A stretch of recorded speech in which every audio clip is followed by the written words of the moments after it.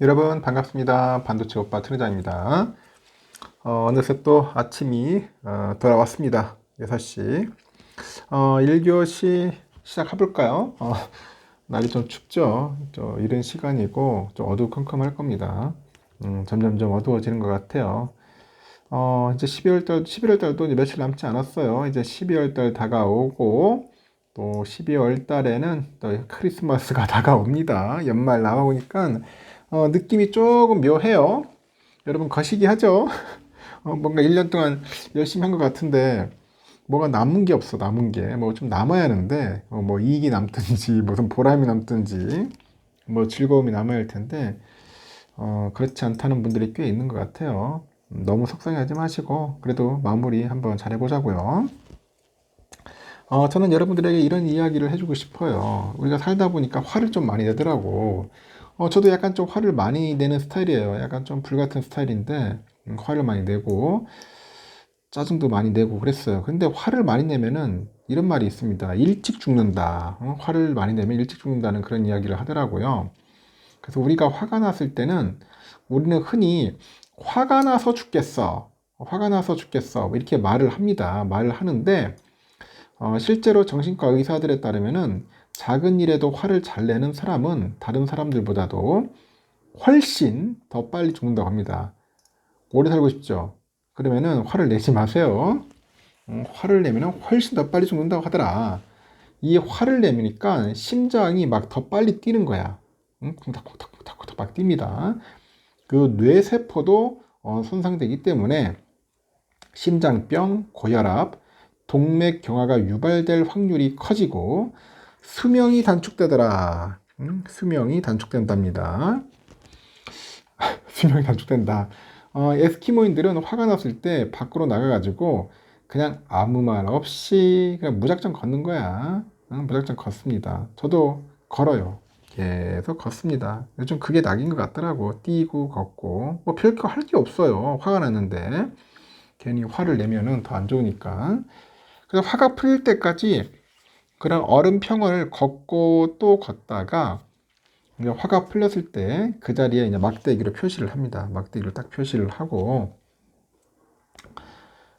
돌아오는 길에 왜 그토록 화가 났는지 그 이유를 한번 돌이켜 보죠. 돌이켜 보는데 그 과정에서 화는 저절로 가라앉고 다시 이제 평정심을 되찾게 된다고 합니다. 만약 여러분도 화가 막 솟구치면은 일단 그냥 밖으로 나가서 걸어요.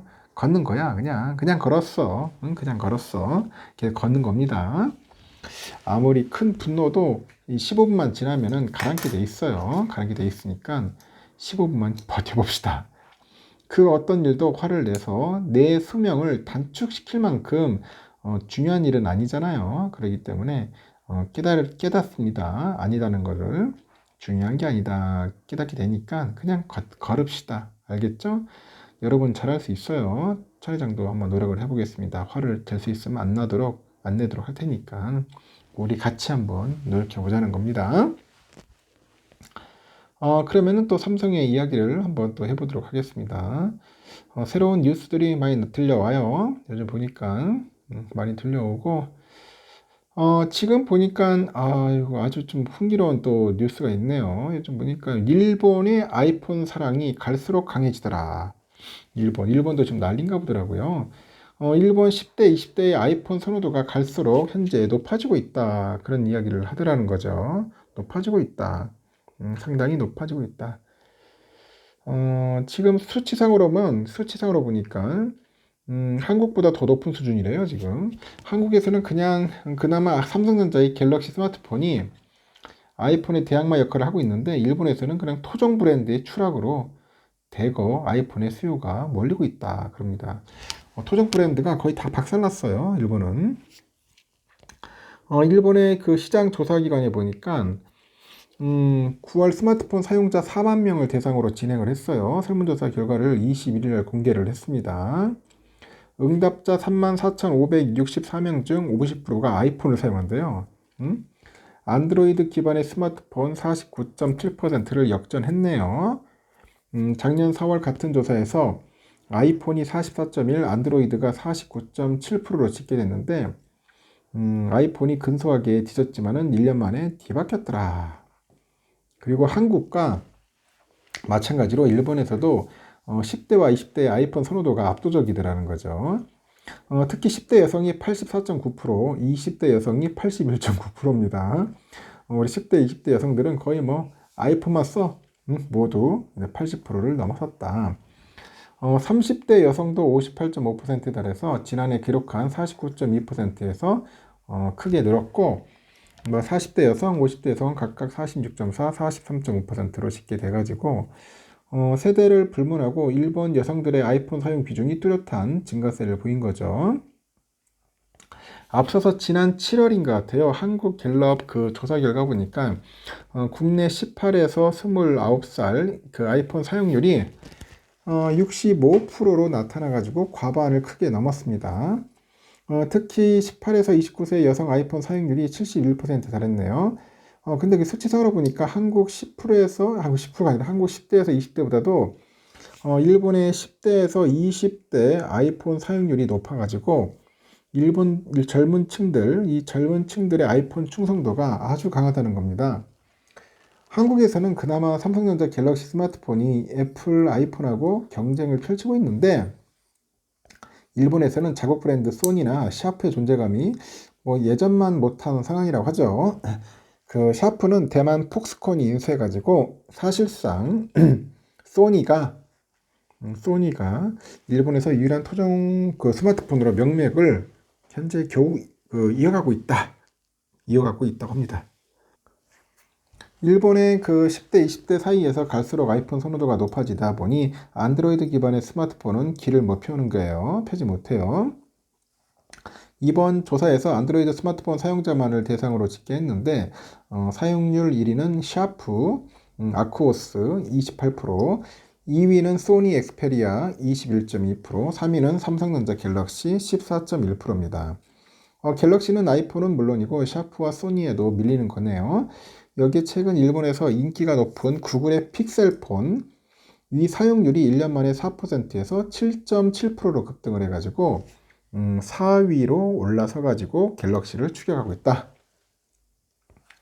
안드로이드 사용자한테 다음에 구매하고 싶은 기종은 물어보니까 27.1%가 엑스페리아, 26.7% 아쿠오스, 13%는 갤럭시라고 하네요. 아이폰 15도 3.1%입니다. 탑10에 올랐습니다. 반면에 아이폰 사용자한테 다음에 구입하고 싶은 기종을 물어보니까 탑10에 포함된 비아이폰은 구글 픽셀 0.8% 유일했습니다. 야, 뭐 일본이나 한국이나 10대들은 진짜 아이폰을 많이 좋아하는 것 같네요. 아이폰 강세가 장난이 아니라는 것을 다시 한번 알게 됐습니다. 삼성전자가 스마트폰 시장 1위를 차지한 국가가 전년 대비 한 4개국 줄어들었네요. 4개국이 줄어들었다. 지난해 46개에서 올해 42곳으로 이제 감소하는 시기네요. 인도하고 말레이시아는 1위에 올랐는데 다른 6개국에서 선두 자리를 내줄 가능성이 크다고 합니다. 시장조사 업체에 보니까 삼성전자 스마트폰이 출하량 1위를 차지할 시장이 74개국 중 42곳으로 예측이 됐는데 지난해 점유율 1위 국가는 총 46곳이었어요.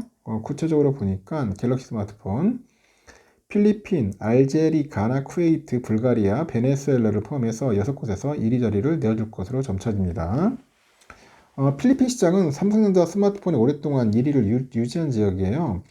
하지만 중국 업체 리얼미가 올해 상반기 출시한 C55, C55 모델이 온라인 유통 채널에서 한밤중에 매진되는 인기를 끌다 보니 갤럭시 스마트폰이 1위에서 내려올 것 같다는 관측이 있고 쿠웨이트하고 알제리 지역에서는 각각 애플하고 중국 업체 테크노의 1위 자리를 내어줄 것 같네요. 반면에 인도에서는 삼성이 샤오미를 제치고 1위에 오를 것 같고 여러 유통 채널에서 중저가 브랜드 갤럭시 A, F, M 시리즈를 내세운 다각화 전략을 펼친 결과네요. 프리미엄 라인업인 갤럭시 S, Z 라인업도 점진적으로 호응을 끄는 점도 작용을 했다. 그런 이야기가 있습니다. 중요한 것은 인도에서 1등했다. 인도. 아주 중요하죠. 인도. 워낙 인구가 장난이 아니에요. 지금 인도가 세계 1위잖아요. 삼성전자가 이제 애플을 제치고 전 세계에서 가장 혁신적인 기업으로 꼽혔습니다. 주력인 반도체 사업의 장기 부진에도 미래 먹거리 경쟁력 확보를 위해서 단행 중인 역대급 투자 그리고 보유 특허 등이 높은 평가를 받은 것으로 나타났는데 23일 미국 외환거래 플랫폼 포렉스닷컴 보니까 삼성은 혁신 점수 10점 만점 중 9.25점이에요. 전체 1위에 이름을 넣고 애플은 9.03점 받아서 2등. 삼성이 세계 최고 혁신 기업 자리를 차지한 건 다수의 기술 특허 때문인데 지난해 삼성이 등록한 글로벌 특허 수는 8,513건, 두 번째로 많은 IBM을 크게 웃돌았어요. 9.25점을 받아서 전체 2위에 오른 애플은 2,313건의 특허를 등록을 했답니다. 글로벌 스마트폰 시장 마스인 두 회사는 기술 투자에서도 각축전을 벌이는데 전체 투자 규모로 보니까 애플이 앞서네요. 지난해 애플은 연구개발에 293억 6,900만 달러 지출했고 삼성은 201억 3,300만 달러 투자했어요. 애플은 지난 2018년에서 22년 5년간 R&D 투자 비용이 84% 늘어난 반면 삼성은 20% 증가했습니다. 총 매출 대비 R&D 투자 규모는 삼성이 애플을 앞섰고 삼성은 지난해 총 매출 2,050억 달러 가운데 9.8% R&D 투자 지출했는데 애플은 3,830억 달러 중 7.6%를 썼어요. R&D 투자 규모가 가장 많은 아마존, 지난해 총 817억 2,400만 달러 그 R&D 투자를 단행을 했네요. 전체 3위는 IBM 8.33점, 4위에서 5위는 존슨앤존슨, 토요타 등이 차지했네요. 그리고 아마존, 마이크로소프트 공동 6위, 소니, 인텔, RTX 코퍼레이션 이렇게 순서를 이어갑니다. 삼성은 올해 자회사인 삼성 디스플레이로부터 20조 원 차입, 그리고 ASML 지분 매각을 통해서 4조 원 이상 현금 확보 등 투자 실탄 마련에 총력을 쏟고 있고 글로벌 2,500개 기업에 포함된 41개 한국 기업의 전체 R&D 투자 중에 삼성전자 비중은 49.1%에 달하네요. 올해 그 3, 4분기 매출액 대비 R&D 투자 비율은 10.9%, 사상 첫 두 자릿수를 기록했고 삼성이 보유한 글로벌 특허 수는 총 23만 9,605건입니다. 삼성은 실적 등락과 상관없이 매년 R&D 투자를 지속 확대하고 있어요. 올해 실적이 훨씬 안 좋지만은 지난해보다 더 많은 연간 R&D 투자가 확실시 된다고 언급을 하는 것 같습니다. 확실시 된다. 잘하고 있다. 그렇게 보시면 될 것 같습니다. 우리 삼성전자는 뭐 못하는 게 없어요. 못하는 게 없고 잘하고 있습니다. 요즘 삼성전자 상승에 주춤하는 그 상승에는 약간 주춤했는데 반도체 소부장이 요즘 또 좀 난리치고 있죠. 소부장.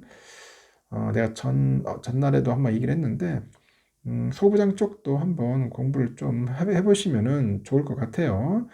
좋을 것 같고 지금 보니까 우리 경기 침체와 장기화로 인해서 반도체 업황 악화로 시름에 잠겨 있었잖아요. 그래가지고 하이닉스는 요즘 보니까 디램의 그 호성적을 발판 삼아가지고 오는 4, 4분기는 흑자전은 나오지 않겠냐 뭐 그런 이야기가 있고 삼성도 DDR5, HBM3 등 생성형 그 AI 서버, 그죠? AI 서버용 그 고성능 D램 공급을 대폭 늘렸다고 하네요. 그런 상황에서 연말 성수기를 맞이해가지고 글로벌 스마트폰 시장 회복세에 힘을 얻을 것 같습니다. 힘을 얻고 또 D램 업황이 또 빠르게 개선될 것 같아요. 그래서 엔비디아발 AI 반도체 훈풍이 좀 확산되지 않겠냐 그런 이야기들을 하고 있는 것 같습니다. 반도체 많이 팔아먹어야 돼요. 결론은 잘 팔아먹어야지 돈을 벌 거 아닙니까? 좋은 일들이 가득할 겁니다. 촬영장은 여기까지 하고 여러분 좋은 하루 보내십시오. 날 춥습니다. 다음 시간에 또 뵙도록 해요.